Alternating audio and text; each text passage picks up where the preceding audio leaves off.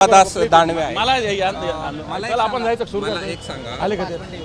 एक सांगा की त्याला जे एवढे देणार. ऑपरेशन टायगर आहे ते आज किंवा उद्या परवा होईल असं म्हटलं जातंय. काय माहिती आहे? असं काही होणार नाही, असं काही होणार नाही. बरं. पण काही खासदार भेटलेत शनिवारी एका पंचतारा. भेटी गाठी होत असतात म्हणून काय लगेच जाणार असं थोडी त्याचा होत असतो. आज काय काय आंदोलन करताय? कुठे? आज पूर्ण मराठवाड्यात आंदोलन आहे. नको अटी नको शर्ती, आम्हाला हवी संपूर्ण कर्जमुक्ती, अशा पद्धतीनं आंदोलन आहे.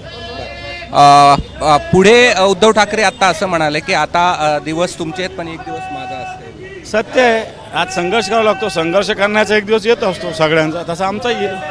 मराठवाड्यातले सगळ्यात जास्त खासदार या ठिकाणी जातील असं बोललं जात आहे. वस्तुस्थिती काय? तुम्ही कोणाकोणाशी बोललात? मला असं वाटतं आता त्या विषयावर वरिष्ठ नेते बोलतील. मी एक सामान्य कार्यकर्ता आहे, मी या विषयावर फार नेहमी बोलणं चुकीचं होईल. परंतु शिवसेनेचा एकही खासदार जाणार नाही एवढा विश्वास आम्हाला तरी आहे.